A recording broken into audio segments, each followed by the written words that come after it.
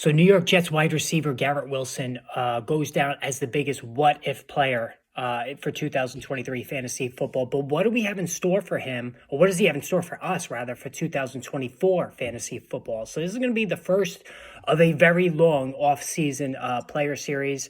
I'm going to be discussing players throughout the course of the offseason leading up to the 2024 season, probably multiple times. And we're going to start today with Garrett Wilson. Before I go any further, hit that subscribe button. And also, guys, there will be a live stream today. So make sure you tune in, have that notification button hit. I'm not sure of the time, but a lot to talk about today. Wanted to talk about all the coaching news and what the impact it could have in fantasy football, because there is a lot of potential impact, and we're going to discuss that.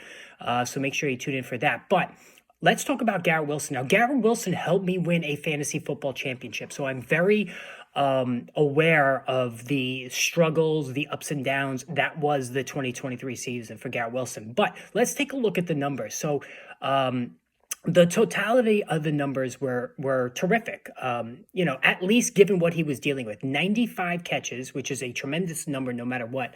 1,042 yards and 3 receiving touchdowns. So Garrett Wilson now went over 1,000 yards each of his first 2 years in the NFL. He was a high first-round draft pick, lauded as a tremendous prospect coming out of Ohio State, the wide receiver U.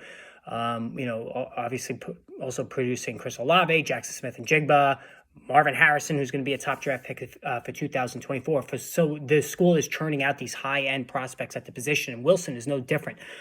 Just considered, and even prior to 2023, he was considered pretty much a can't-miss in fantasy football. Now, I myself drafted him early in the second round. That's pretty much where he went in the majority of leagues.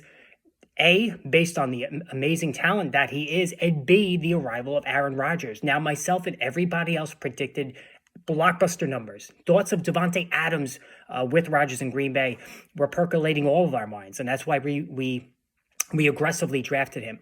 But remember, last summer I did speak to the fear I had internally that if Rodgers were to get hurt, things could go wrong very badly. The Jets' offensive line was terrible on paper, and they proved that out during the season. 4 plays into the season, Rodgers tears his Achilles, and he's done, despite a valiant attempt to try to come back late.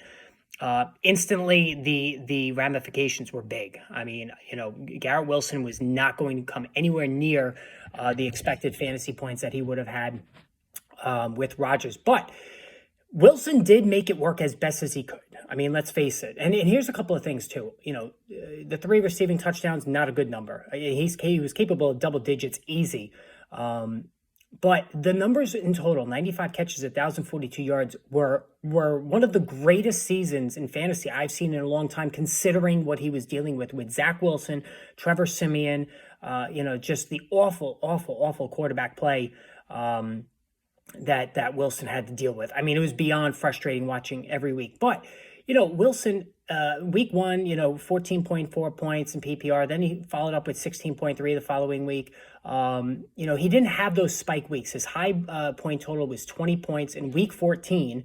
But, he was generally in that 14 to 19 range, which is fine. But it was, low-end wide receiver 2 as opposed to low-end, maybe even firm wide receiver 1, which is what we expected. And now, but again, the Jet quarterbacks had the most unrealized air yards of any collective unit in the NFL. So think about that for a second. And Wilson, I didn't even mention this, drew 168 targets, 95 catches, 168 targets. Not good efficiency, but if Rodgers was there, that 95 catches was probably going to turn into 115, right? I mean, you add another 20 easy, probably 1,200 yards and 10 receiving touchdowns. I don't think there's any question that's where Wilson would have been.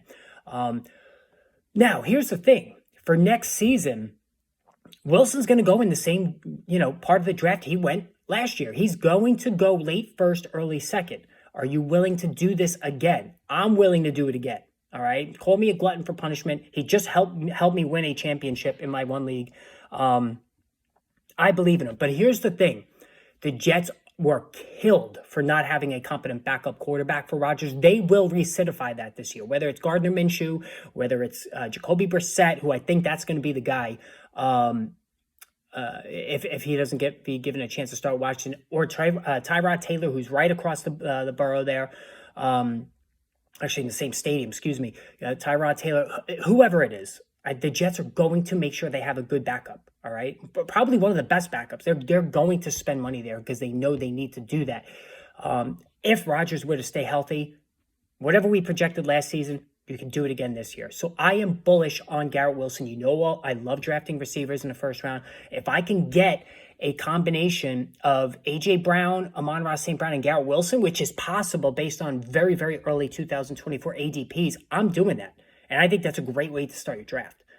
Let me know what you think. Post in the comments what you think about Garrett Wilson. And you know, let me know if he burned you, B, if you won with him, and if you're going to target him next season. Guys, remember, live stream later on today. I haven't spoken to you guys in a couple of weeks. Look forward to it. I'll see you then.